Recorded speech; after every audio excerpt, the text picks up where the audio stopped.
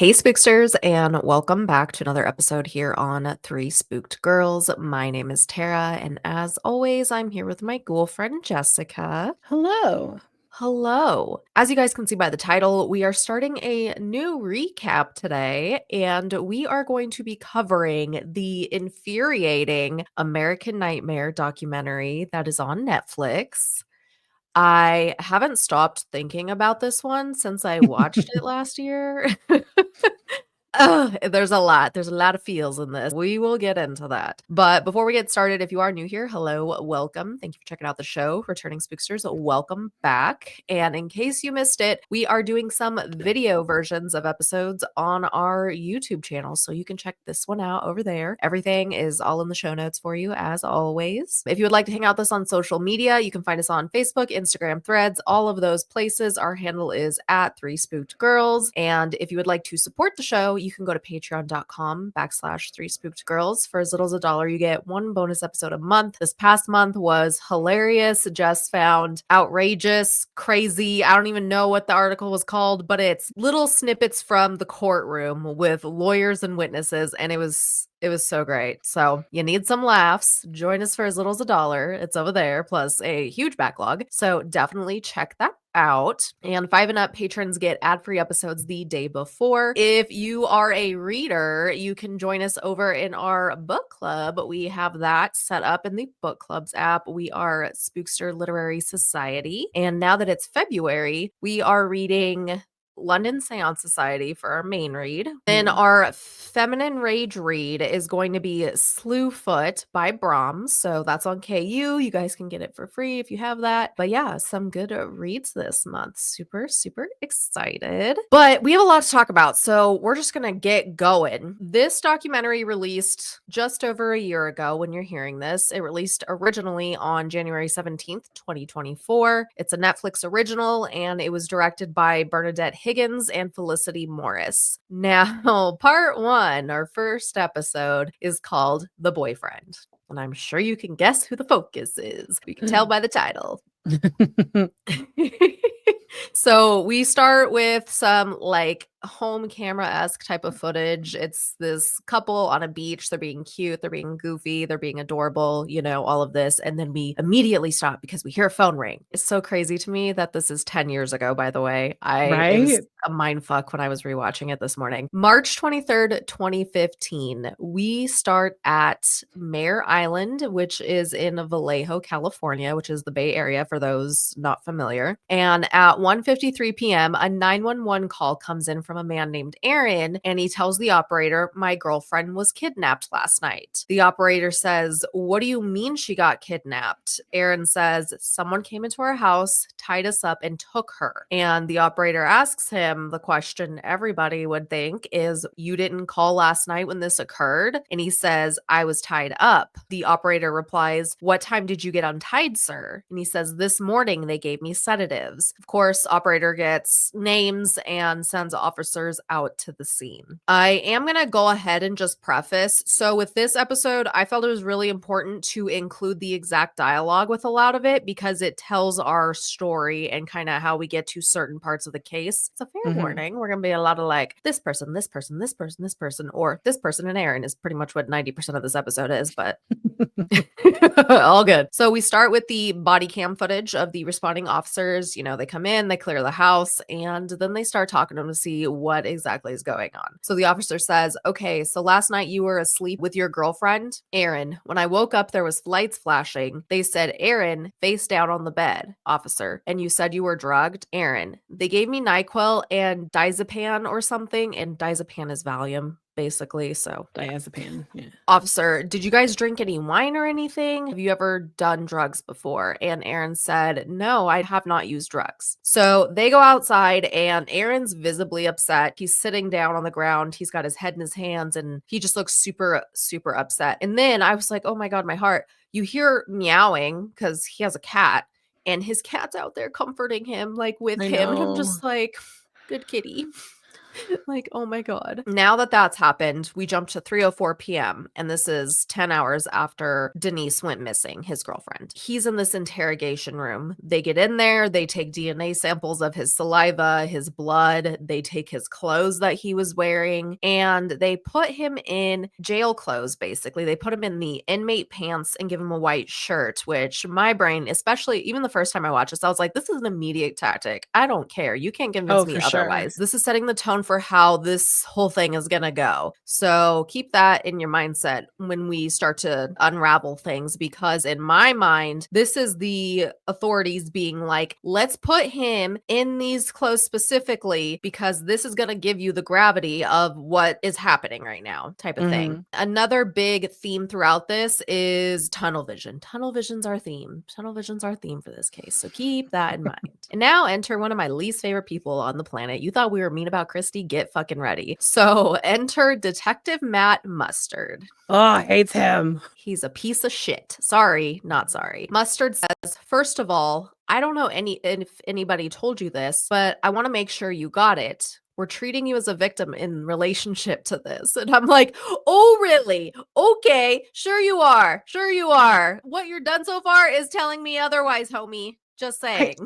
I just feel like that should have been an unspoken thing. Like, I've called and reported my girlfriend has been kidnapped. I've been drugged. I was tied up. Like, these are all the facts that we have so far. And the police officers should tell me that I'm a victim. And now I'm a fucking victim. I lived it. Right. And he says to him, you know, you're not being detained or anything like that. You're sitting here in jail clothes because that's all we got. Again, I'm just like, bullshit. I'm sorry. You're going to tell me you're at this jail and you're telling me that down in the locker room for your officers, no one has any PTs, sweatpants, nothing that you could have given instead. You know, there's lost and found, all of that bullshit. They still had police officers at his house. They could have been like, hey, can someone grab him a sweats and t-shirt and bring them like his own shit? Yeah, exactly. Yeah, they weren't going to do that. So he says to him, ultimately, at the end of the day, it's about Denise. And so when we're going through this documentary, it flashes between this kind of footage and then, of course, the sit down interviews with the documentary crew. And Aaron's there in civilian regular clothes. Just gonna say that. So he says, you know, he tells the documentary crew, he says, I'm gonna tell the police everything I can. I'm here to help. I want them to find her. And that's very, very evident, not only from what he's saying, but his body language too. And so Detective Mustard says,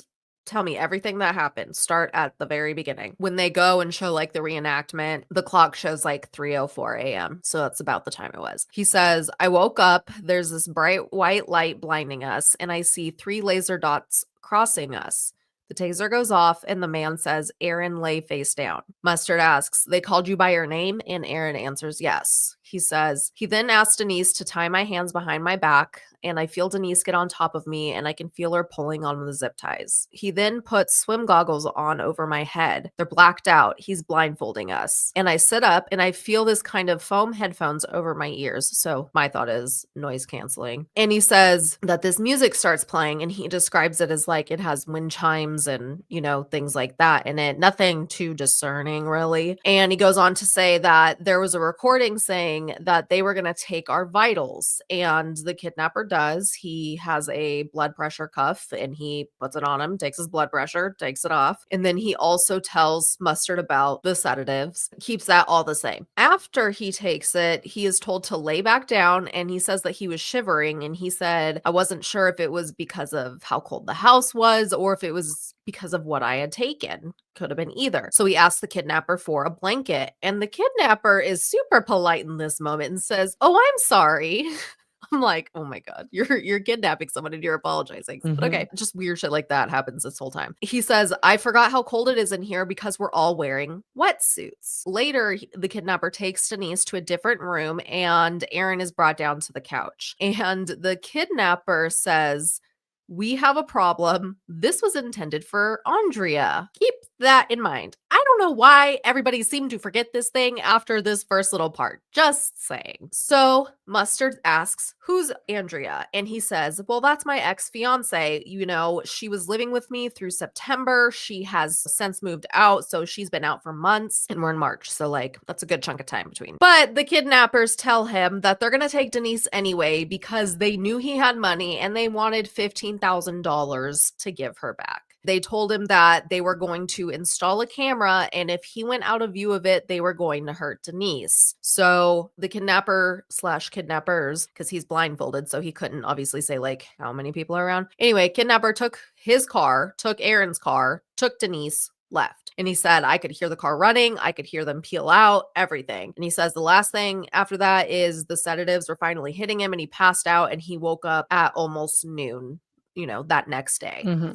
Or later that day, technically. We're going to flash to a different part of California. We're going to head to more south and go to Huntington Beach, California, which is about 400 miles from Vallejo. Authorities call Denise's mom. Her name is Jane. And I still got chills because I got chills. I remember I got chills the first time I watched this, but this second time I did too, because I can't fathom getting this call as a mom, especially when you have an adult daughter. Like, holy hell. And Jane just says, you know, this made no sense. Denise was happy. She had a new relationship, meaning Aaron. She had a good life. She's a physical therapist, genuinely someone who had everything going for her and had done everything right in her life. They also call to notify her dad, Mike. And he's I mean, they're all proactive, I would say, in this, but her dad's really proactive, I feel. He calls Vallejo PD to be like, what is happening? Where is my daughter? He had never met Aaron, so he knew nothing about it or about him, but he's like, my daughter always dated good people. She had a good judge of character, so this is not making any type of sense at all. Her brother's also interviewed with this. He's with their mom in the interviews and stuff, and he's just like, look, I'm just ready to find out where my sister is, make sure she's good, and you know, the whole like classic brother thing. So you could tell they have a good family dynamic. I'm not going to assume, but I kind of feel like her parents are probably divorced because they're like separate. They're like interviewed separate. But obviously that doesn't matter because they seem to work together and stuff to find Denise. Now, another person they introduced to us around this time, his name is Henry Lee. He's a crime reporter from the San Francisco Chronicle. So he's an investigative journalist. And he started covering this case as soon as he heard about it. Just like everybody else, he's super perplexed with this whole thing. He looks her up on Facebook. He learns all the stuff I told you guys about her, echoing what, you know, her parents and her brother and everyone's saying. Like, she just looked like a regular lady, like nothing weird, not into anything dangerous. Nothing like that. Vallejo PD calls a press conference, and this is another person I do not like. So we get Lieutenant Kenny Park, who's the spokesman during all of these press conferences. Kenny. So obviously the first one, he gives an overview. They got to keep it vague so they don't compromise the case, because at this point, no idea what's happening. And Henry has this initial question that everybody pretty much does, because it's not until you get context. It truly, I can see why it's not a good look. Why did Aaron take hours to report it? How did no one hear anything in the neighborhood? What is happening? But we know he was also sedated, so he was knocked out. Right. So he, like, at this point, he's being like very objective, I feel, because he's asking all of these questions that anyone who looks into any kind of case, whether it's, you know, professional or our setting, these are things you have to think about because you don't know these people, right? So you're not trying to find bias, you're trying to find the truth and the facts. Not everybody, though. When he's talking with the documentary people, he does mention, you know, most abductions are done by somebody that the victim knows. So this is when we start getting that tunnel vision that's coming through, and it's turning it into the boyfriend did it. To play devil's advocate, there are so many cases where that is the case. You know, Chris Watts, Jennifer Dulos case, all of those, goes on and on and on. So I get it. But as we've talked about in other cases, that tunnel vision's a dangerous path to go down. And I will just say it, like, no spoilers, but they're really lucky that this tunnel vision didn't cost them Denise's life.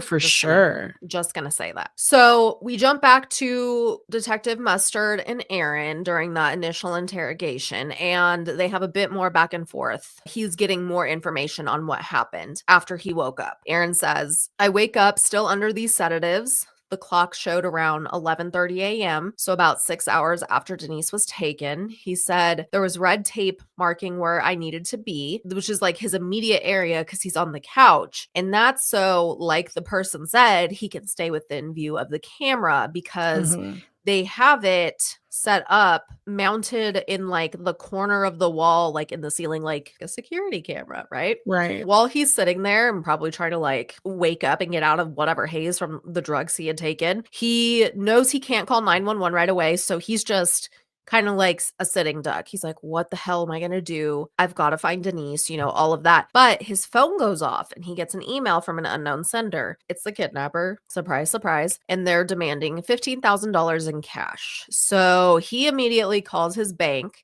to see how much cash he can pull out at once. It's Chase Bank, so they tell him $3,500 is what you can pull right away, which is pretty normal for most banks. And so he emails the kidnapper back and says, hey, I only can get this amount. Like, that's all my bank will let me get. I will get it for you, whatever. But, radio silence, no answer, no reply, no nothing. So he sits there for a while. He sits there for like 20 minutes, 30 minutes, like, he sits there for a little bit because he's waiting. And eventually he's just like, no, fuck this. And he calls 911. And it's like, well, what else are you supposed to do? Because he even says at this point, he said, I trust the police. I think they're going to help me. Right. Normal response.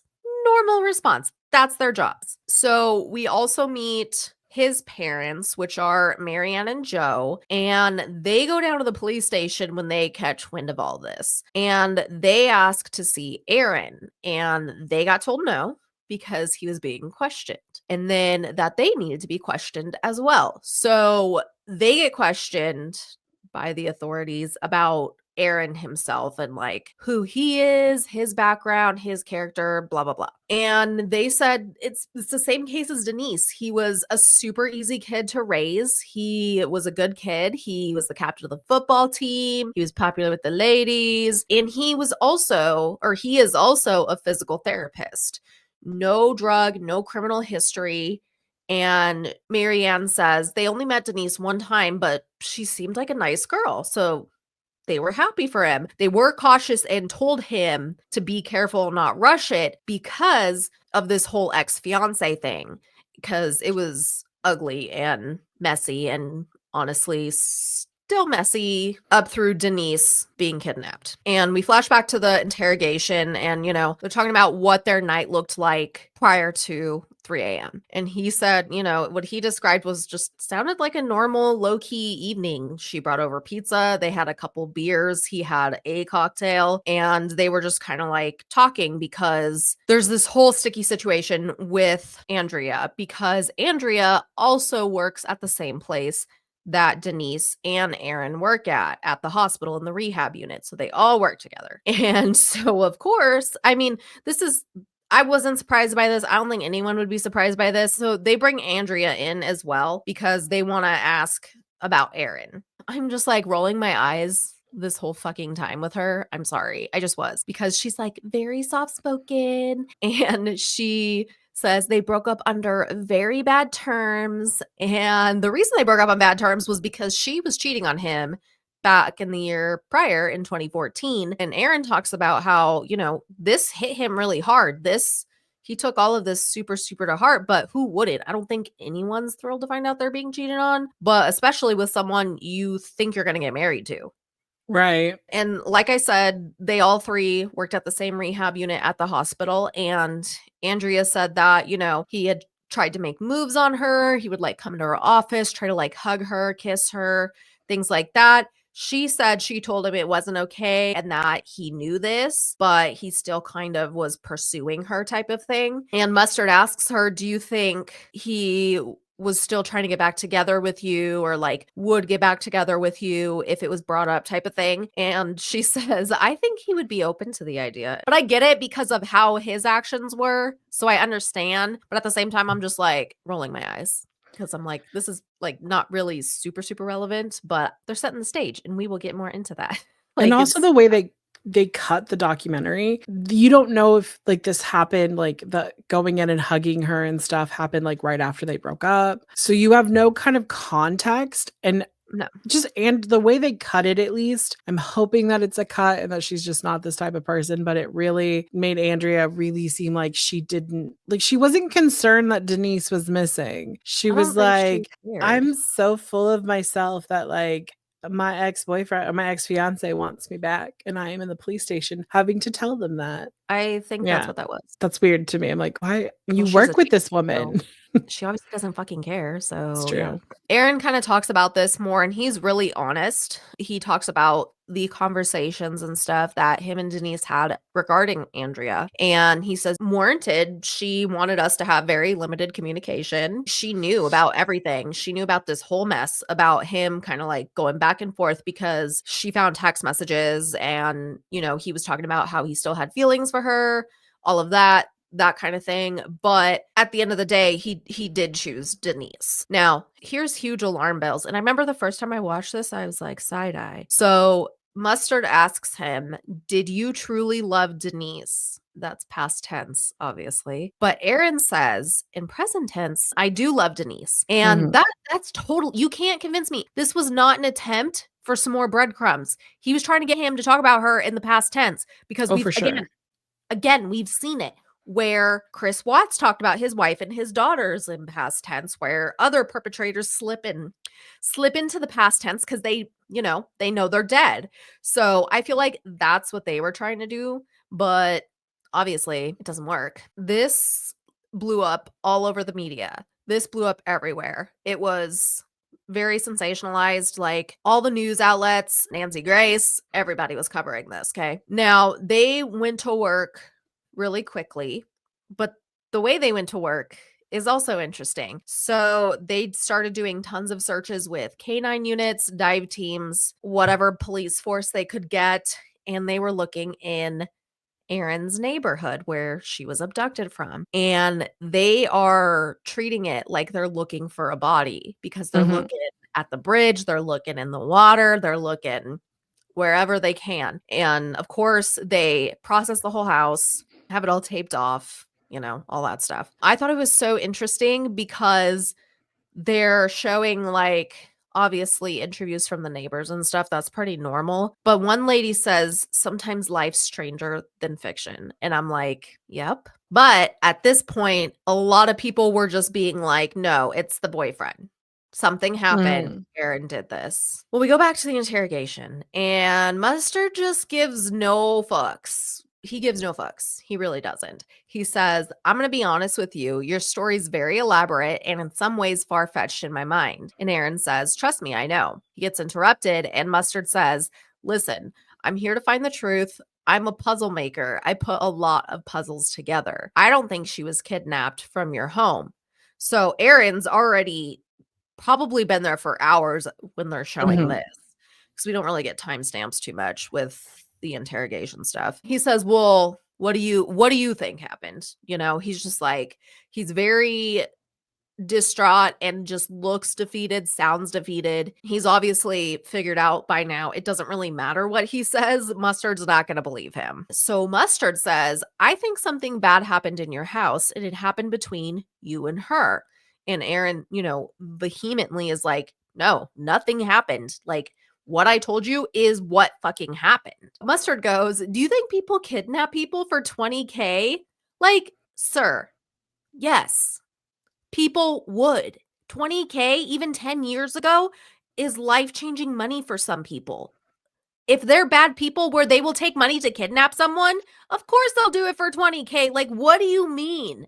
Like, just saying. And obviously, if they figured out like how much Aaron makes, and like they know all this stuff because they thought they were kidnapping his ex, they did research on how much this guy made, right? Like, come on now. Just Well, saying. They're not gonna be like, "Give me $10 million from a physical right. therapist," like, Right? In Vallejo. in Uh, Vallejo, yeah. Also, let's just like look at it from the perspective of they were coming to kidnap a certain person. This wasn't just like we were looking at a house and we kind No, of saw that there was like a girl they had a there. target. They had a target. So who's to say that someone else hadn't already paid them a lot of money to Mhm, kidnap Andrea? And then they were like, well, let's just get a little tip on top. Like, come on. mhm, It also makes it a more believable kidnapping yeah, because, like, if you think that if you pay someone money, that you're going to get your loved one back, you're going to try to pay that person money. He did. He tried to pay the money, slowed down him calling the police. yeah, absolutely. Because when you try to call to see if you can get a larger advance, like, you gotta sit through customer service, you gotta call the 800 number, like, it's a whole thing. It's not like, Mhm. "Let me click some stuff on the app," like, it's not instant, It's not like he and could run to the bank. He was told he couldn't leave a he couldn't square leave in his his little square. apartment or his house. Right, right. He couldn't leave his little area. He couldn't leave his living room. So Mustard is just like, it's just so like, obviously I'm paraphrasing this part, but he's like, it's just so weird they're wearing wetsuits. Were they going swimming? Like what the like so weird. Da da da. And I'm like, well, one, it's easy to get rid of and throw away because it's a one-piece outfit. Two, it's gonna keep from anything getting on their like, on like if they just wore sweat like fucking rolled up in sweatpants and a t-shirt. So I'm just like, okay. Another thing that I was like, this fits my closeout thing. So he says, so now I get out my puzzle pieces and I start figuring it out. Okay, how do I make you look like a monster? Again, he's setting him up for an easy closeout on his case to have it in a pretty bow. Right. Just saying. He starts going in on Aaron, talking about how the comforter on the bed was gone. And he's like, oh, why do you think that is? Why would that be gone? Blah, blah, blah. Cause I think and then he rephrases and he's like, why would the frogman? Which I'm like, I don't know why they called him that. That was weird, but okay. That's what they call like like Navy SEALs who like wear Oh, they because the call them wetsuit. frogmen. So yeah. But I'm like, anyone could buy a wetsuit, my guy. That like, are you stupid? I mean, rhetorical, but And he's just like, I don't know. I guess for her body, like, I don't know what to tell you. I didn't do it. And just, he keeps on and on and on and on and Mhm. on. And then he's like, well, what if she OD'd? What if this? What if were you stealing drugs from work? Da da da da da. And like, he's like, no, literally, no. None of this is a thing. This is not real. He's like, oh, well, there's blood at your house, right? I don't know if it's Denise's yet, but we took a sample. And I'm like, well, no shit, you took a sample. You're processing a crime scene. Of course you're going to fucking take whatever blood you find. Like, come on. Could you imagine if he's like, we're gonna go get back and get a sample and test it? And Aaron would probably been like, you didn't get a sample? Like, Right? what the fuck? I give so much kudos because literally anytime he's talking to anybody in this, he keeps his cool, which I think they were banking on he was going to flip out and be Right. frustrated, a human reaction. And Mustard, he goes so far. He's like, you're letting her body rot and everyone's going to see what a monster you are and just like going in. And I'm like, oh my God. And eventually you could tell he gives up trying to talk to this guy and he's like, okay, so what's our next steps? Well, now it jumps to a few more hours and it is into Tuesday, March 24th. This whole case happens in just a short amount of time, but it feels like 10 Mhm. years. I'm sure it did for them too. So now it's 4:33 a.m. He had been there 18 hours total. Let me just like preface this. Like, that is so important to realize. Like, he's been there for hours and hours and hours, no sleep, traumatized, all of this stuff, right? Well, they get an FBI agent to come give him a polygraph test. Understandably, he fails.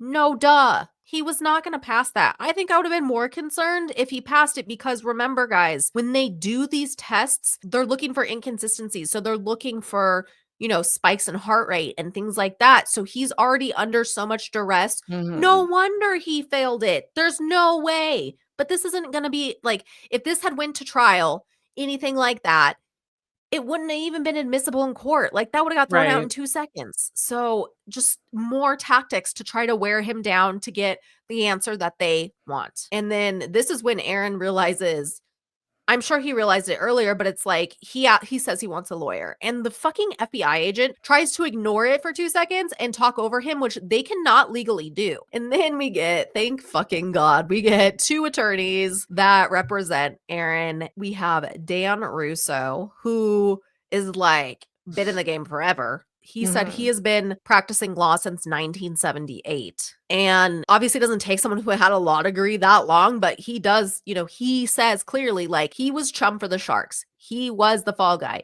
He is what they were trying to go after. So not only does Dan come, but his partner, Amy Morton, at their office is also part of the team. And I love both of them. I love both of them too, especially when they start dropping F-bombs later. I love them. I texted Tara, I love Amy. So he tells them the same story, everything. And Amy's like, okay, let's go through it again.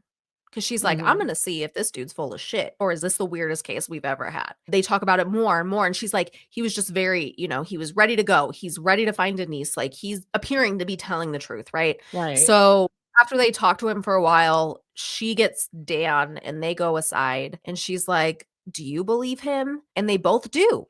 They both do. We go back to current, or when they filmed this for the doc interview, and he fully admits, he's like, I was not a good boyfriend. I took advantage of Denise's empathy for my situation with Andrea. I didn't treat her well, X, Y, and Z. But he's like, but like I mentioned earlier, he chose Denise, and he said, I know I fucked up, but I want to fix it with her.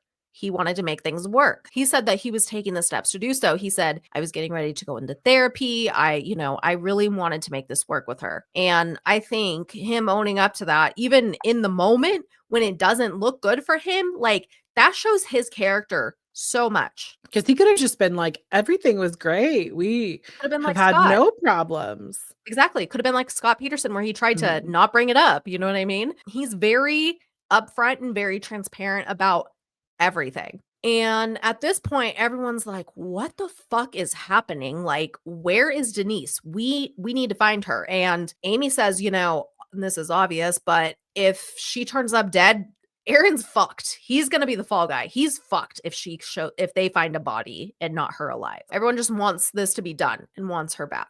Jump to 12:24 p.m. So Denise has been missing for 31 hours. And Henry, our investigative journalist, gets an email from an unknown sender with Denise's name as the subject line. And there's a voice memo attached to it. And on it's a woman saying, hi, my name is Denise Huskins. I'm kidnapped. Otherwise, I'm fine.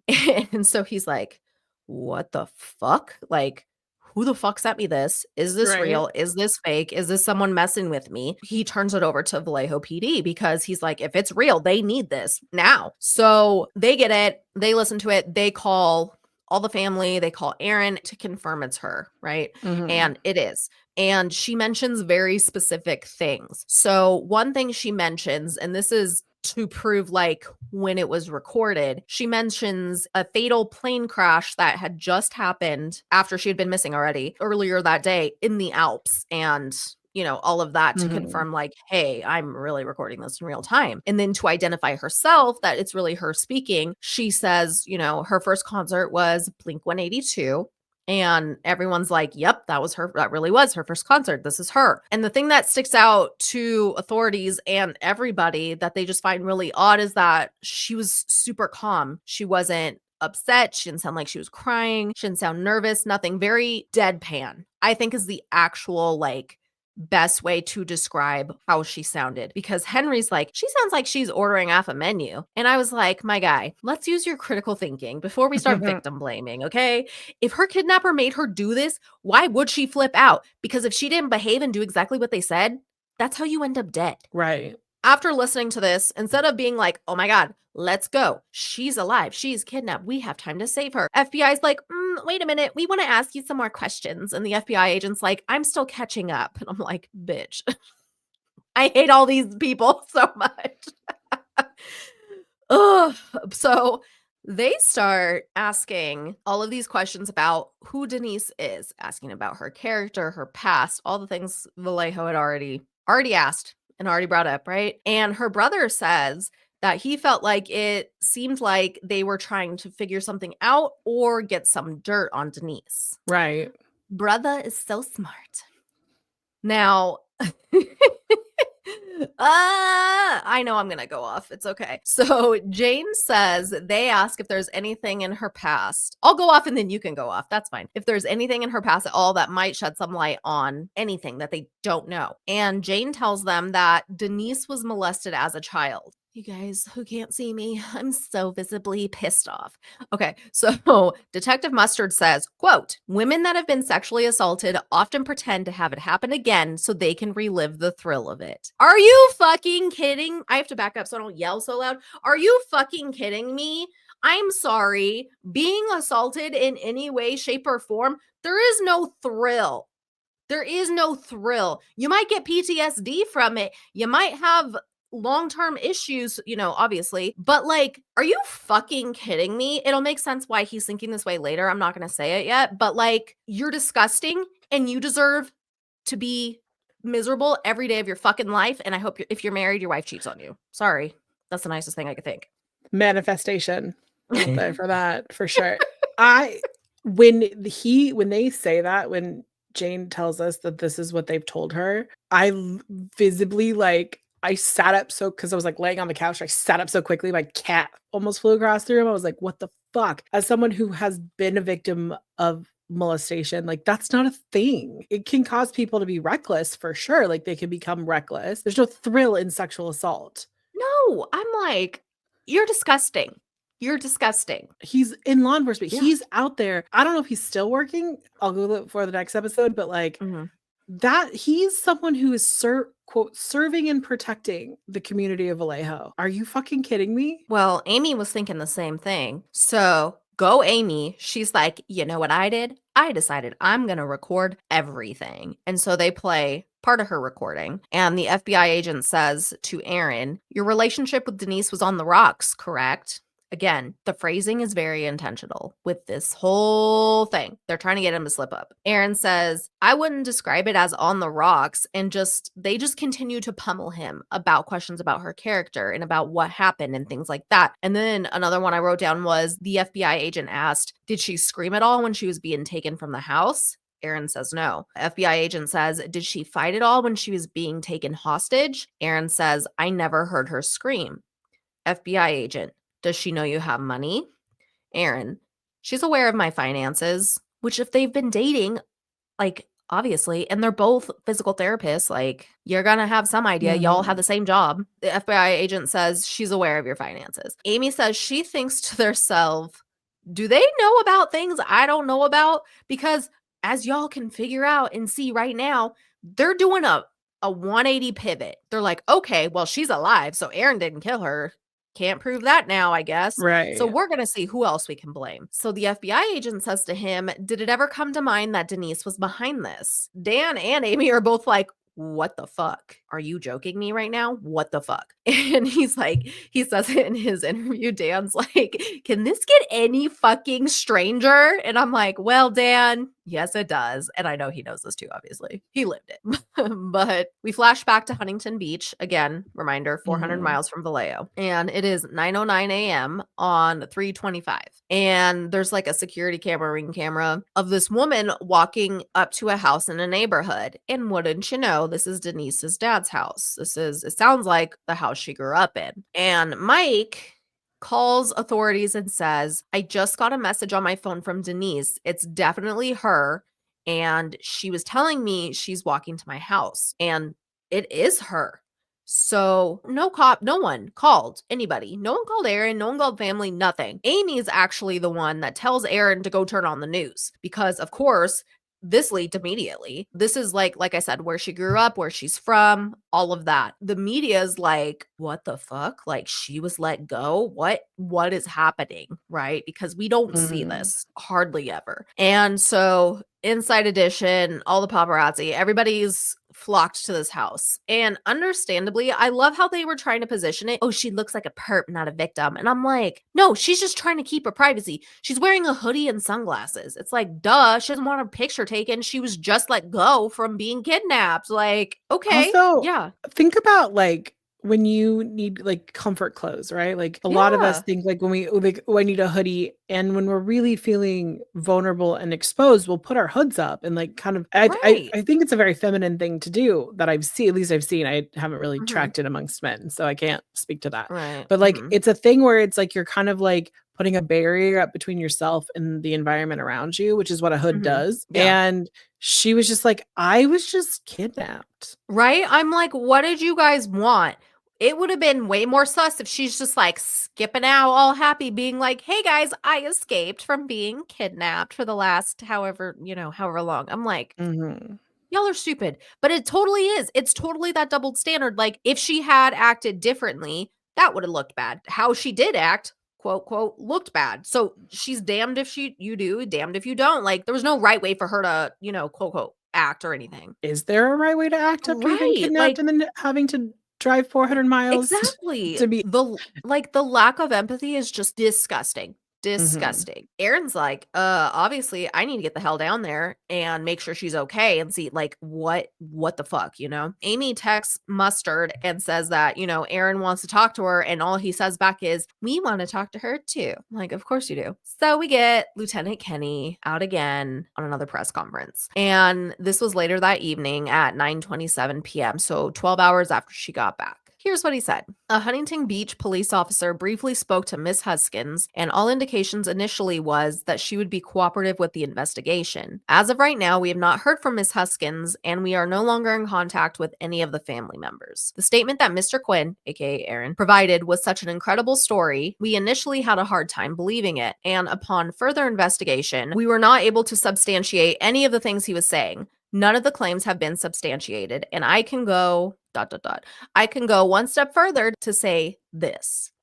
Mr. Quinn and Miss Huskins have plundered valuable resources away from our community. How fucking bold are you? You have no proof that they're lying. You have zero proof that they're lying. You have more proof that they're not lying than they're lying right now. So going after their character and saying that so bluntly, my guy, that's ballsy as shit. I That's was ballsy as shit.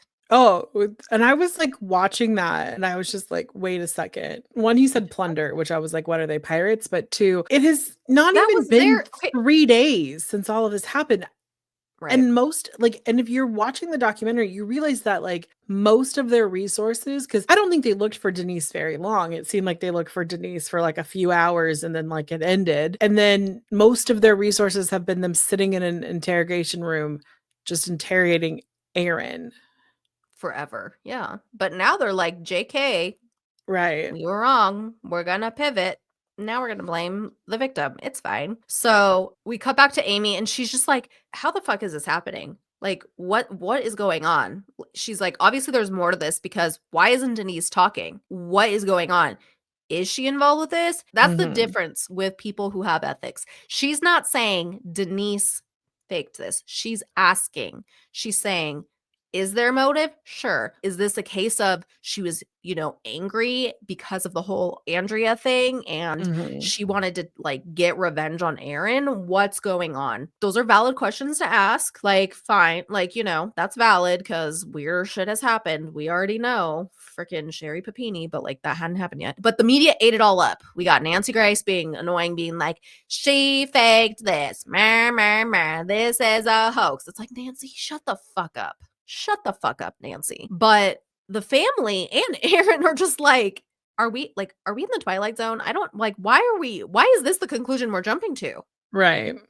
What the hell? And wouldn't you know? A little movie you guys may have heard of or a book called Gone Girl came out the year before. And if you're not familiar with the plot of that, basically, first of all, watch it. I really liked that movie. I thought it was a good movie. But the female main character, she's psycho. Basically, it's this whole theory that the cops have. She set up that she was kidnapped. She wanted Ben Affleck, who plays her husband, to be caught for murdering Mhm. her, quote, quote, because he was cheating on her.